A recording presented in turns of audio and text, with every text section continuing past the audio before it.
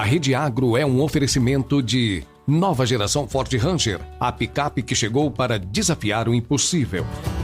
Acesse ford.com.br e saiba mais. Você está no podcast Academia do Agro, dedicado à competitividade do agronegócio brasileiro, com abordagem de temas que fazem parte do seu cotidiano, trazendo dicas e sugestões para o seu trabalho. Vamos juntos!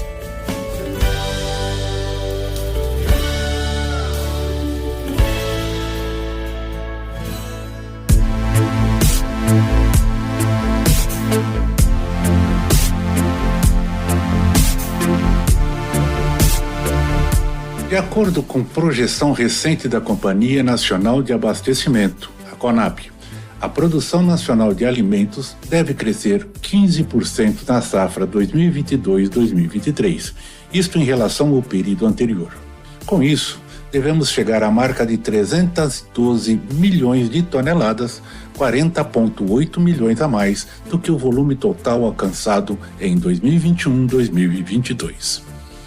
Esses números indicam que devemos nos empenhar em promover uma agricultura sustentável, capaz de alimentar o mundo sem comprometer a saúde humana e animal, além, obviamente, do meio ambiente. Cada vez mais faz-se necessário investir em métodos de cultivo que utilizem recursos sustentáveis e que representam menos riscos e asseguram produtividade às lavouras. Em todo o mundo, as pesquisas relacionadas à agricultura se voltam para soluções sustentáveis que atendam à crescente demanda por alimentos.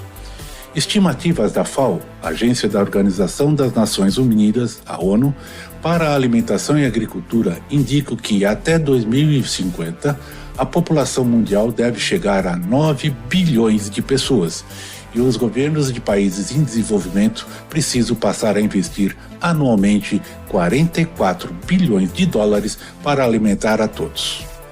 Segundo o quadro estratégico da FAO para 2022-2031, é necessário buscar sistemas agroalimentares cada vez mais eficientes, seguros e sustentáveis. Neste cenário, cresce o uso de bioinsumos para controle de pragas, melhor aproveitamento de nutrientes e saúde de plantas. Segundo o estudo FarmTrack divulgado no início de 2023 pela consultoria Kainetech, este mercado movimentou, na safra 2021-2022, 67% a mais que no ciclo anterior. E já representa 4% do total de transações do setor de proteção de plantas. Antinegociado no setor de proteção de plantas subiu de 58 bilhões em 2020 e 2021 para 78 bilhões, alta de 33%. Outro dado importante, ainda segundo o levantamento, é que a utilização dos insumos biológicos já cobre 28% da área nacional plantada de soja, 52% da cana-de-açúcar, 28% do milho safrinha, 17% do milho verão e 64% do plantio de algodão. O avanço na utilização dos bioinsumos ou biosoluções agrícolas se deve a grande investimento em pesquisa e desenvolvimento para o desenvolvimento de produtos biológicos que são tão eficientes e muitas vezes superiores aos produtos químicos. O resultado positivo e retorno econômico com a utilização dos biológicos é o grande driver de aumento de adoção, seguido pelo baixo risco social e ambiental em sua operação. Podcast Academia do Agro. Olá pessoal, preparados para mais um episódio imperdível do nosso podcast? Hoje temos o prazer de receber uma convidada muito especial, que é referência na área de microbiologia e bioquímica do solo.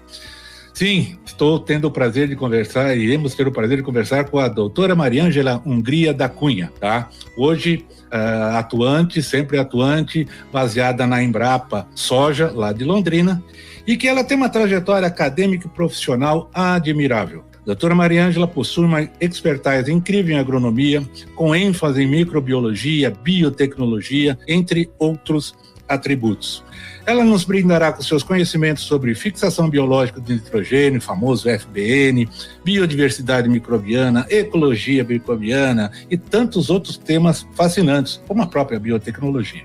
Essa entrevista é um verdadeiro mergulho no universo dos bioinsumos e sua importância para a agricultura moderna e sustentável. Vamos explorar os avanços recentes nesta área, os impactos na competitividade do agronegócio brasileiro e, é claro, as perspectivas futuras para o desenvolvimento e uso desses ativos biológicos. Vamos descobrir como as tecnologias de pontas e inovações estão revolucionando a produção dos insumos biológicos, impulsionando uma agricultura mais equilibrada e amigável ao meio ambiente. Junte-se a nós, então, nesta jornada de conhecimento, onde nós vamos desvendar os segredos da biotecnologia, da microbiologia, dos insumos biológicos, vamos falar muito de solo, e como ela pode nos conduzir a uma agricultura sustentável e cada vez mais eficiente. Então, vamos lá? Podcast Academia do Agro. Doutora Mariângela, bem-vinda ao podcast, tudo bem? Tudo bem, agradeço a oportunidade de estar aqui falando desse tema tão importante. Que bacana, nós também ficamos muito satisfeitos, orgulhosos e prazerosos em tê-la conosco. Até minha doutora, né, até na nossa época de graduação, tivemos aí a oportunidade de termos proximidades, né, Mariângela, naquela época muito, muito saudosa, vamos dizer assim. Mariângela, me conta uma coisa, onde tudo começou? Conta um pouco sua história. Então, na verdade, começou lá atrás, tá? Porque desde criança eu gostava muito de microbiologia, minha avó era professora de ciências, me deu um livro sobre vida dos microbiologistas, eu já fiquei apaixonada, isso lá com 8 anos, né? E fui seguindo, né? Eu gostava muito dessa parte de microbiologia, mas não gostava da parte, nada de doença, morte, médico, nada disso. Eu gosto de produzir, sabe? Gosto de coisas assim positivas. E não tinha, então, como não ir para a agricultura, né? Que era assim, não sou de família de agricultores, não temos propriedade, nada disso, mas sempre me encantou essa coisa de ver as plantas, sabe, crescerem, produzirem, alimentando as pessoas. Então, com isso, uni já na graduação essa parte da microbiologia com a produção de plantas e tive a oportunidade de seguir adiante com isso. Que bacana, que bacana. Me fala uma coisa, Mariângela, por que a produção de alimentos por meio do controle biológico, biofertilizantes naturais, insumos, está se tornando uma realidade iminente? Então, eu sempre acreditei nisso, desde a época da graduação, e na época não era visto com bons olhos. A gente estava ali, eu entrei na faculdade em 1976, era o auge da Revolução Verde, dos fertilizantes químicos, e fui muito mal vista até de querer trabalhar com biológicos. Eu nunca vi assim os químicos como inimigos, mas os químicos me viam como uma inimiga tonta, entendeu? Que estava perdendo tempo, que não tinha... Vi várias vezes assim, mas você tem que ter futuro, tal, vai para os fertilizantes. Eu falava, não, mas eu acredito realmente que essa via biológica, primeiro que era o que me encantava, e segundo que tem muita chance de ir para frente, a gente pode colocar isso mesmo em agricultura de alta produção. E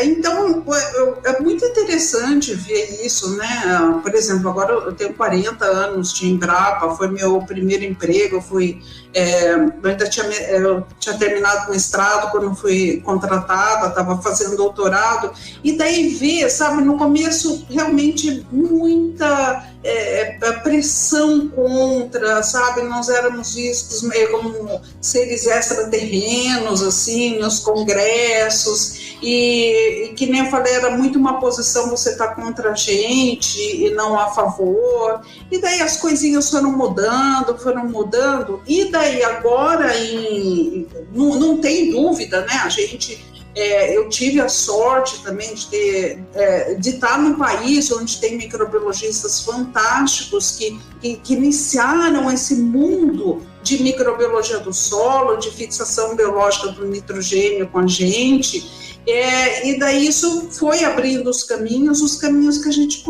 conseguiu caminhar, que estavam abertos e que conseguiu caminhar. Então, hoje a gente pode falar que a gente está numa posição privilegiada, nós somos os líderes mundiais em fixação biológica do nitrogênio, principalmente graças à cultura da soja, que não sou eu que falo, qualquer artigo internacional, nós estamos lá no país que mais fixa nitrogênio na cultura da soja. A soja é um carro-chefe da nossa agricultura, da nossa economia. Hoje somos o maior produtor mundial e, com certeza, a gente não teria essa posição se não fosse a fixação biológica do nitrogênio, porque seria inviável economicamente colocar, ainda que pouco, nitrogênio na cultura da soja. Então, e agora, a partir de... Nós também tivemos a oportunidade de introduzir, nós desenvolvemos aqui na Embrapa Soja o primeiro inoculante que não era a base de risóbios, né, que foram o Azospirillum brasilense. A gente tinha grande tradição em estudos com essas bactérias, até minha chefe que me contratou e foi minha orientadora, a doutora Joana Toberain, foi quem descobriu e liderou todas as pesquisas, mas não tinha uma aplicação comercial. Então, nós lançamos as primeiras estípulas comerciais, o primeiro inoculante. Foi uma surpresa também, eu acho que porque nosso agricultor estava já educado, né, no uso de micro-organismos por causa da soja. E daí, em 2020, com a decretação do Plano Nacional de Bioinsumos, estourou, sabe? Mas é que eu falo assim, nem precisava ser tanto, porque agora está difícil até de dar conta de tanta demanda. Então, eu vim lá do zero, sabe, para o 1.000 ou 1 milhão que está agora de impacto, de acreditar, de tudo isso. Mariângela, você falou de revolução, né? Até por ser, nós temos contemporâneos isso. Norman Bullock, com a questão de fertilidade, Revolução Verde. Alguns anos atrás, não tantos anos atrás, a tal de Revolução Digital. Agora nós estamos vivendo a Revolução Biológica, que é o grande trend, sem dúvida, para o futuro. Essa questão de nanotecnologia, biotecnologia, ferramenta espetacular que está à disposição. Então, assim, as inovações são cada vez mais velozes e cada vez mais efetivas, né? Mas me fala uma coisa, quais são os benefícios dos micro-organismos no solo para a resistência, produtividade e qualidade das culturas agrícolas? Eu vou falar principalmente da classe de micro-organismos que eu trabalho. Eu não trabalho com controle biológico, eu trabalho com micro-organismos para substituição total ou parcial de fertilizantes químicos. Então, o carro-chefe dos meus estudos sempre foi a fixação biológica do nitrogênio. E conforme eu falei, porque não é só você selecionar uma estirpe e pronto que vai fixar nitrogênio, é todo um pacote tecnológico. Eu estou aqui na Embrapa Soja há 30 anos, então o que a gente já lançou é porque a agricultura é muito dinâmica, então os sistemas de produção são dinâmicos, então a gente tem que fazer com que o processo microbiano se adapte aos diferentes sistemas de produção. Então a gente tem trabalho todo ano, porque as coisas mudam todo ano. Então seria para a fixação de nitrogênio na soja, ter essa liderança que a gente tem, olha, seleção de estirpes, verificar todos os genótipos, como é uma coisa assim muito favorável, foi o plantio direto, porque antes a gente tinha muita limitação. Uma planta, quando ela está em simbiose com micro-organismos, ela é mais sensível a fatores, estresses ambientais. É claro, ela tem as necessidades da planta, da bactéria e da simbiose. Então, ela é mais sensível, por exemplo, a temperaturas mais elevadas. E a gente, no plantio convencional, tinha um problema muito grande de temperaturas elevadas no solo, que às vezes limitava a fixação. Daí veio o plantio direto. Nossa, aumentou muito a taxa de fixação, porque no plantio direto, às vezes a gente chega a ter até 10, 15 graus a menos no solo do que no plantio convencional. Então, essa foi uma outra revolução. Daí veio a parte da intensificação do tratamento das sementes com agrotóxicos, e daí isso não era compatível com as bactérias que são sensíveis. Então, começamos por exemplo, lançamos a inoculação no suco para ficar um pouco afastado das sementes, micronutrientes por pulverização. E agora, daí hoje a gente já não fala nem em adicionar micro-organismos numa cultura, a gente pensa em todo o sistema, porque a gente não cresce uma cultura, né? Então a gente pensa nesse sistema, por exemplo, para mim o carro-chefe hoje dos trabalhos é esse sistema maravilhoso de integração lavoura-pecuária, não, então que entra soja, entra milho, entra braquiária. Ainda não posso estudar o boi, né? O boi tá fora, não tenho aqui, mas já estou com parcerias para a gente também estudar o boi. Então, o meu carro-chefe sempre foi a fixação biológica do nitrogênio. Só que daí, ali em 1998, mais ou menos, eu comecei a trabalhar muito com o Azospirillum brasiliense, justamente porque o agricultor demandou mais, sabe? O agricultor veio falando, não, doutora, não é só soja, eu também tenho milho, tenho trigo, o que a senhora tem para oferecer? E eu não tinha nada, então fui atrás de bactérias, encontrei esse Azospirillum, e nós lançamos o primeiro produto comercial, foi em 2009, 2010, um sucesso. Hoje a gente já está com 20 milhões de doses de Azospirillum, e o Azospirillum agora se tornou muito, muito atual. Por quê? Porque veio até o Plano Nacional dos Fertilizantes, o Azospirillum, essas estirpes que a gente selecionou, especialmente uma delas, ela tem uma capacidade enorme de aumentar, de produzir fito-hormônio, aumentando as raízes. Então, tem experimentos aqui que a gente viu um aumento de até 3 vezes no volume, nas raízes finas, que são aquelas que absorvem água e nutriente. E daí, então, qual é a nossa linha hoje? Micro-organismos para aumentar a eficiência de uso dos fertilizantes químicos. Nós vimos, assim, aumento de até 70% na utilização do fertilizante que você colocou. Então, você vê aí o fertilizante nitrogenado, hoje está $1,30 mais ou menos o quilo do N, pelo menos abaixou pela metade, que ano passado estava o dobro até, né? Mas $1,30, você paga, é um absurdo, e daí você perde metade, no mínimo. Não, essa bactéria te ajuda, porque tem mais raiz, essa raiz vai aproveitar aquilo que você está colocando, e nós estamos vendo isso, bactérias para fósforo, para potássio. Então, lembra que eu falei lá no começo que o pessoal dos químicos via como inimigo? Mais do que nunca nós somos amigos, porque nós vamos ajudar a utilizar com maior eficiência esses fertilizantes químicos. Viu, Mariângela, inclusive que você comentou sobre essa questão do fertilizante, até a semana passada eu entrevistei um pessoal de uma empresa, né, voltada ao que eles chamam hoje de biofertilizantes, né, com a utilização de palavras deles, tá?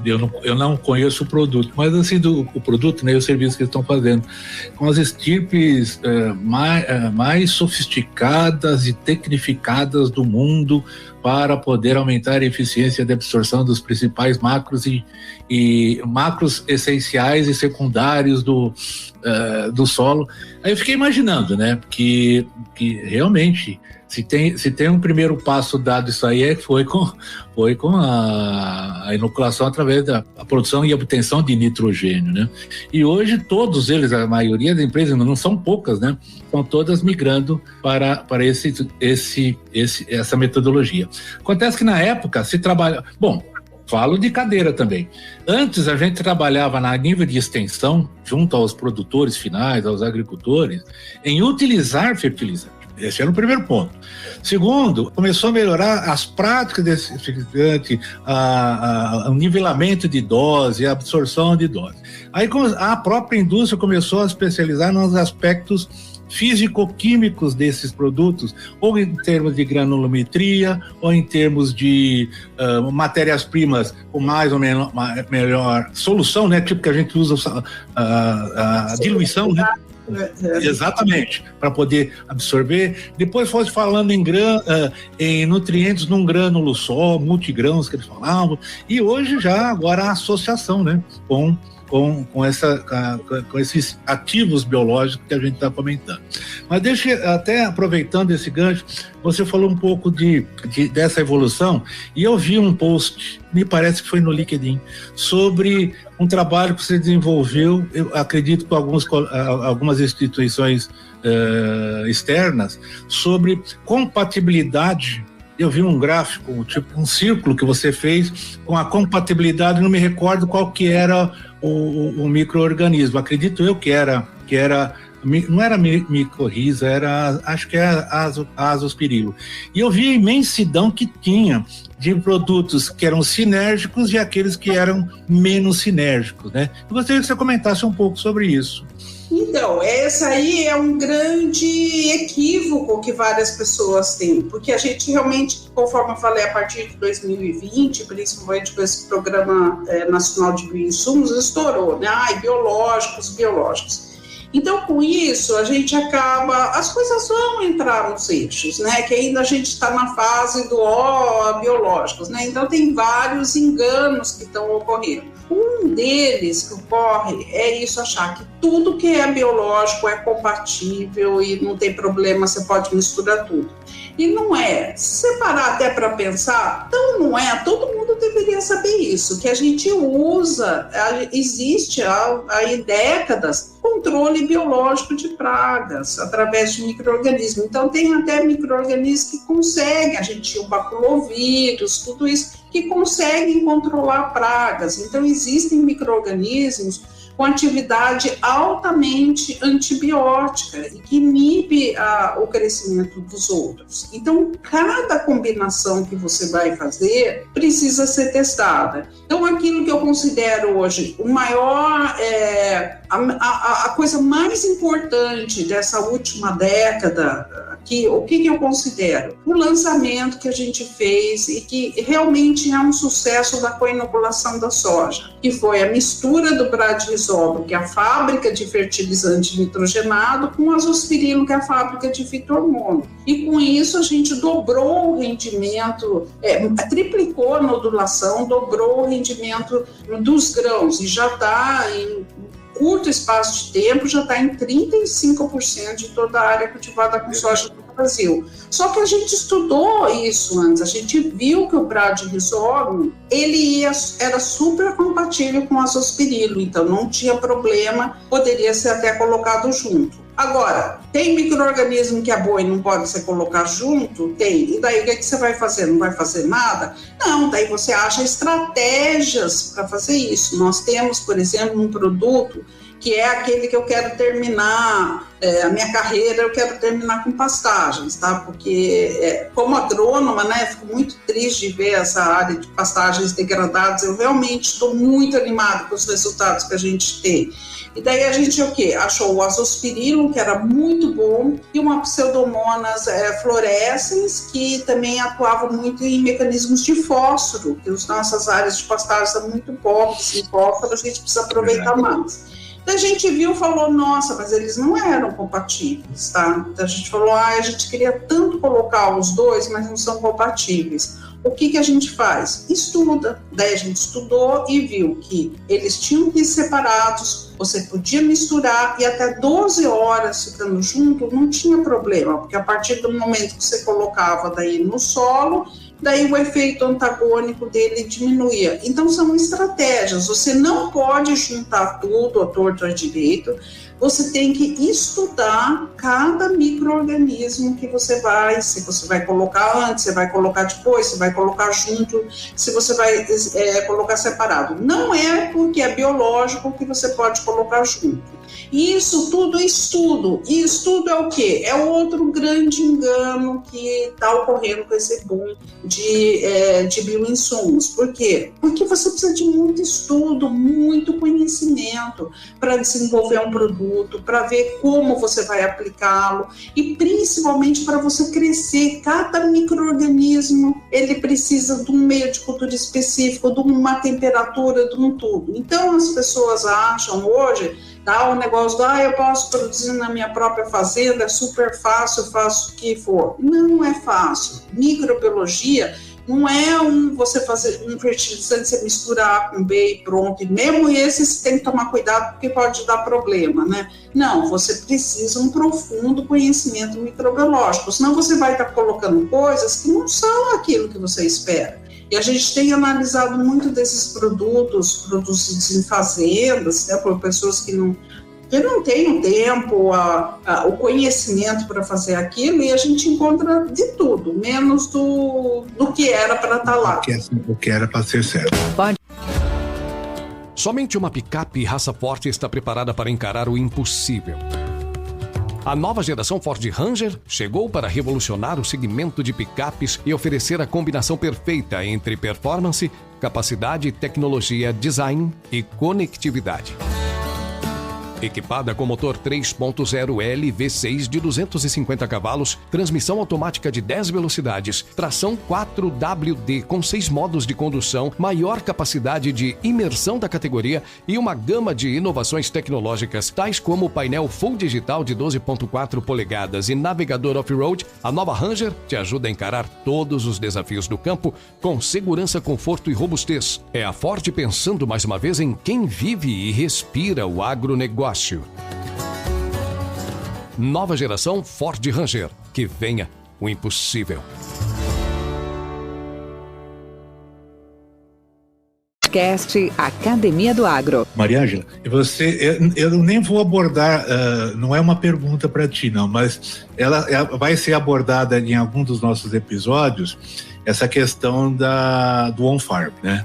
Que hoje, médias e grandes empreendimentos estão já utilizando em boa escala, né? Mas, como disse, tem todos os implicativos disso daí, tá? Então é uma discussão que eu sei que vai ser bem interessante e bem esclarecedora. Mas, Valdir, uma coisa, que nem você fala, conheço grandes produtores que estão fazendo. Tem grandes produtores que são maiores do que algumas indústrias, eles têm técnicos, eles têm tudo. O que eu estou falando é da multiplicação por médios, para pequenos e pequenos, que não tem tempo, não tem qualificação, não tem nada para comprar um produto, sabe, que pode ser feito com altíssima qualidade numa indústria, e ele vai estar produzindo ali em péssimas condições, às vezes, conforme a gente tem visto. Concordo. Mas agora, dentro desse assunto que você citou muito, eu sei que eu até tive a oportunidade de ver também um outro post, esse evento que eu estou te acompanhando, né? Eu vi um post sobre a sua participação lá no Senado em relação à famosa PL dos bioinsumos. Então, te pergunto, como o marco regulatório do uso de bioinsumos é favorável à agricultura brasileira, sem dúvida, mas o controle fitossanitário e a qualidade dos produtos precisam ser garantidos. Ok. Em que estágio que nós estamos com essa discussão da legislação? Você que está envolvida nisso. Eu até há 2 semanas tive como parecer técnico lá em uma reunião lá do Senado, outra reunião do Senado. O que acontece? A gente tem um PL que está indo na Câmara, um PL que está indo no Senado, eu já soube que estava vindo um outro PL ainda, né? Então, a gente procura dar o parecer técnico. Por quê? Porque a gente fala o seguinte, o nosso pensamento dos colegas da Embrapa, desse nosso Instituto Nacional de Ciência e Tecnologia, qualquer um tem o direito de produzir, desde que tenha responsabilidade técnica, tenha cuidado com o meio ambiente, use estirpes que são certificadas pela pesquisa, entendeu? Porque já cada estirpe que a gente lança, a gente estuda há 10, 12 anos, vê se ela não vai ter impacto no solo, tudo isso tem todo um trabalho de pesquisa. Então, usar esse material genético de qualidade, respeitar, quando for no caso de propriedade intelectual, industrial, né? Porque a gente vê milhões investidos por uma indústria e daí vai lá, a pessoa compra aquele produto da indústria e usa como isca para ela fazer. Primeiro que não vai dar certo, porque não é só o micro-organismo, é toda a formulação, concentração, é tudo isso. E ademais porque isso é pirataria, né? Então são essas questões que a gente fala, qualquer um, e eu posso te garantir, porque a gente tem, por exemplo, a Bom Futuro, a gente tem contato com a Bom Futuro, agora a gente está com uma parceria com a Copavel, os grandes, os sérios, eles nem pensam, eles falam, não, a gente quer tudo isso, a gente quer produzir com qualidade. Você acha que uma cooperativa não vai querer dar o melhor produto para os seus cooperados? Você acha que como uma Bom Futuro não vai querer o melhor para a fazenda deles? Então não tem o problema. O problema está justamente em quem quer enganar, né, agricultores médios e pequenos, dizendo que eles vão produzir super fácil, sem problema, uma coisa que não vai ser. Então que eles não precisam ter controle de qualidade, que eles não precisam de responsabilidade técnica de ninguém. Olha, pequenos agricultores, eles podem se unir numa associação, ter um responsável técnico. Responsabilidade técnica numa agricultura, num país como o Brasil, nosso, que tem uma agricultura de ponta, tem que ser levado a sério, não é cada um faz o que quer. E é isso que nós, pelo menos da pesquisa, tentamos passar para os legisladores, né? Mas não sei se vai dar certo, que legislação... foi até engraçado, sabe, que a gente estava lá e daí estavam 2 partidos negociando, não, você cede aqui, você cede ali e tal. Daí viraram, e a senhora, doutora Hungria, não pode ceder? Eu falei, olha, o meu caso é diferente assim, eu tenho micro-organismo patogênico, eu não posso falar para ele, olha, não dá para você ceder, ser um pouquinho menos patogênico. Questões técnicas, o mínimo que a gente coloca é aquilo, né? É baseado em anos de estudos que a gente teve. Então vamos torcer para as coisas darem certo. Tecnologia não tem partido. Essas coisas não tem partido. Agora, ainda dentro dessa abordagem, o MAPA, o Ministério, está preparado para um trabalho regulatório, fiscalizatório desses produtos, desses insumos, no sentido assim de ter um regimento, as regras do que pode e que não pode, fiscalização suficiente para poder controlar um pouco mais isso, como existe em outros insumos. A indústria farmacêutica tem muito isso também, né?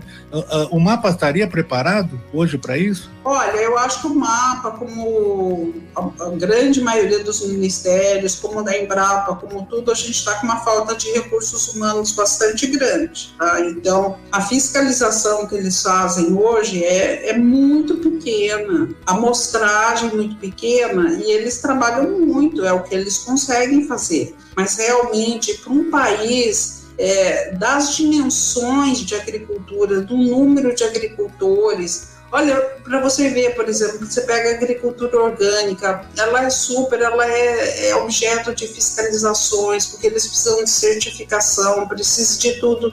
É muita gente que precisa, então realmente está bastante limitado disso. O conhecimento eles têm, e inclusive porque, por exemplo, tecnicamente, né, Embrapa é o braço técnico do Ministério da Agricultura e tudo, a parte de legislação, eles têm super experts, grande experiência nisso, e estão sempre em contato com... Porque também não é só a legislação do Brasil, tem que respeitar os acordos internacionais e tudo isso. Então, ter o conhecimento para fazer as coisas, a gente tem. Agora, a operacionalização, nossa, anda bastante difícil. Vamos ver aí se os concursos conseguem suprir um pouco isso. E, embora essas ferramentas novas, sabe, ajudem um pouco, não adianta, tem coisa que você precisa de gente mesmo, tá? Não é inteligência artificial que vai fiscalizar, não é drone, eles podem ajudar a acelerar o processo, mas vai precisar de gente mesmo.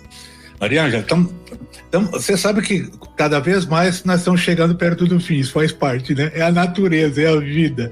E aí eu queria te perguntar assim, qual foi o pior momento na sua jornada profissional? Mas o principal, como é que você superou eles? Olha, o pior momento da minha vida profissional, acho que foi lá no começo, que nem era realmente profissional ainda, foi foi na graduação, porque eu acabei engravidando por acidente, aí eu também tive uma filha especial, então aquela parte de terminar e ter que trabalhar e fazer faculdade, as crianças, então aquele acho que foi o maior desafio. Só que, gozado, que hoje eu vejo, eu falo assim, nossa, foi realmente um desafio, mas na época eu acho que era tão criança, tão assim, que parece que, sabe, não era tanto assim, mas as coisas deu tudo certo lá, e às vezes eu penso, nossa, realmente deu certo lá, e todo mundo falava que não ia dar certo, mas deu, né? Agora, olha, a gente fala que é matar um leão por dia, entendeu? Fazer pesquisa no Brasil é o tipo de um sacerdócio. Eu falo que a gente não faz pesquisa, que faz milagre, porque tem que sair atrás de dinheiro todo dia. É ridículo o que dão de dinheiro pra gente. Então, tem os altos, mas aí você consegue um resultado, você fica super alegre. Então, é uma vida meio assim. E no cheia de desafios sempre. Mas no fim dá tudo certo, e dá tão certo que, olha, hoje eu já podia até estar aposentado e tudo, mas não consigo viver sem meus bichinhos amados. Depois que foi picado pela abelhinha, não tem mais jeito, né? Mas, Mariângela, e o que você faria se tivesse começando hoje? Diferente. O que você faria diferente se tivesse começado hoje novamente? Olha, eu penso assim, eu falo assim, nossa, se eu tivesse nascido hoje, onde Bissum já é considerado e onde tem todas essas ferramentas que você falou, nossa, acho que poderia ir tão mais rápido, entendeu? O screen hoje de bactérias, por exemplo, a gente faz super rápido. Uma análise aí, a gente põe ali, já sai o genoma inteiro, entende? Então é tudo tão rápido que eu penso assim, nossa, as coisas iam ser mais fáceis. Mas tudo tem sua época e elas não seriam mais fáceis, né? Se a gente não tivesse ajudado cientificamente a que elas chegassem a esse ponto de ser mais fáceis, né? Verdade. E o que te deixa empolgada hoje com a sua atividade? Você já me falou das pastagens, né? Mas quais são os seus planos e desafios futuros? Então, sabe, é tudo. Eu realmente me sinto muito empolgada. Eu só espero ter saúde, principalmente saúde mental, né, para continuar nisso. Eu estou muito empolgada com a parte das pastagens, porque sempre foi um sonho para mim. Eu comecei lá na graduação, eu fiz estágio no Instituto de Zootecnia, lá com a parte de forrageiras, gostava, tal, depois, então, agora, e para alguém que amava lá as forrageiras, né, era muito triste para mim não poder trabalhar com forrageiras, porque eu estou num centro de produto, então aqui é soja, né, o carro-chefe, eu consegui entrar no milho e trigo, tal, mas não tinha espaço para pastagem. Quando o sistema de integração lavoura-pecuária apareceu, daí eu falei, minha chance. Então, como agrônoma, né, como pessoa que sempre lutou muito por isso, de sustentabilidade, agora a agricultura regenerativa, poder dar contribuição para isso, que eu acho a maior vergonha que a gente tem, esses 180 milhões de pastagens, 60% em estágio de degradação, a gente pode melhorar, liberar isso para culturas, daí não tem que derrubar uma árvore, que a gente tem muita...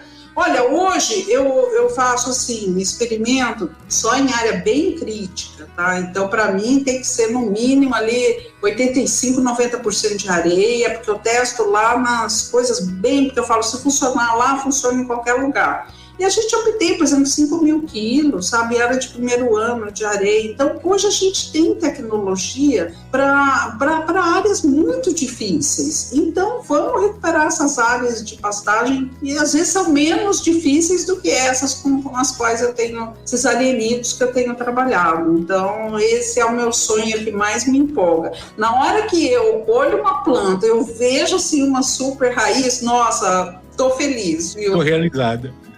E, Mariângela, e um conselho para os nossos colegas aqui do agro, o que você recomendaria? Olha, eu acho que a gente tem que ser humilde para reconhecer. Eu vejo muitas pessoas do agro assim, nós somos os melhores, nós somos incríveis, o mundo é contra nós. Não é assim, a gente tem que ser humilde, falar assim, nós realmente temos uma agricultura maravilhosa, mas temos que reconhecer que a gente tem limitações. Então vamos trabalhar para uma melhor percepção mundial da agricultura que a gente tem. Nós temos isso aí que eu falei, líderes em fixação de nitrogênio, implantio direto, e um monte de coisa, mas nós também temos, queimadas, desmatamentos. Então vamos trabalhar para realmente ter o topo da agricultura sustentável e dar muito orgulho para todos os brasileiros, tanto aqueles que trabalham no campo como os que não. O agro é maravilhoso, é incrível, paga nossas contas, mas vamos ser humildes e realmente estar conscientes de que a gente precisa melhorar em várias coisas. E se a gente conseguir produzir o que produz hoje, nas mais diversas condições, a gente vai conseguir melhorar a nossa sustentabilidade. Bacana. Mariângela Hungria da Cunha, muito obrigado pela sua participação. Eu fiquei extasiado aí com esse nosso papo. Espero ter outras oportunidades, com certeza. E aos nossos ouvintes, gostaria de informar que o que nós estamos contando aqui estará disponível em todas as plataformas de áudio, Os famosos escutadores, os Spotify da vida, etc. E a descrição também, tanto do meu contato como também da Mariângela, da Embrapa, estarão disponíveis aqui na descrição do episódio. Então, tiverem críticas, sugestões, perguntas e mesmo elogios, a gente gosta de elogios também, fiquem à vontade e vai ter todos os endereços, os contatos aí embaixo. Muito obrigado, um grande abraço, Mariângela. Obrigado pela... Eu que agradeço. Tchau para todos. Tchau. Esse podcast faz parte da Rede Agrocast, a primeira e maior rede de podcasts do agro do Brasil. Acesse www.redeagrocast.com.br. A edição e masterização desse podcast são feitas pela Fábrica de Podcast. Acesse fabricadepodcast.com.br e saiba mais. Com temas expressivos e dinâmicos, esse intercâmbio semanal visa oferecer um melhor desenvolvimento em suas habilidades profissionais e nas atividades e práticas do seu cotidiano.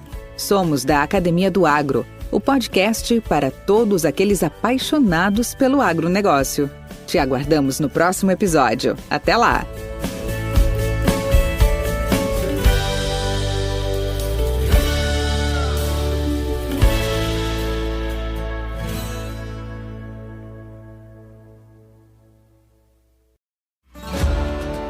Somente uma picape raça forte está preparada para encarar o impossível. A nova geração Ford Ranger chegou para revolucionar o segmento de picapes e oferecer a combinação perfeita entre performance, capacidade, tecnologia, design e conectividade.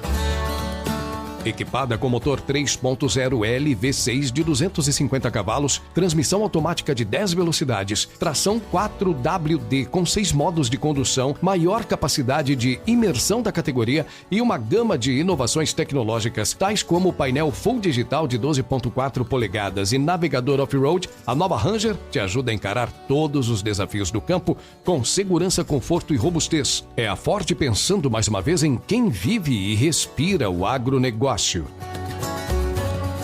Nova geração Ford Ranger. Que venha o impossível.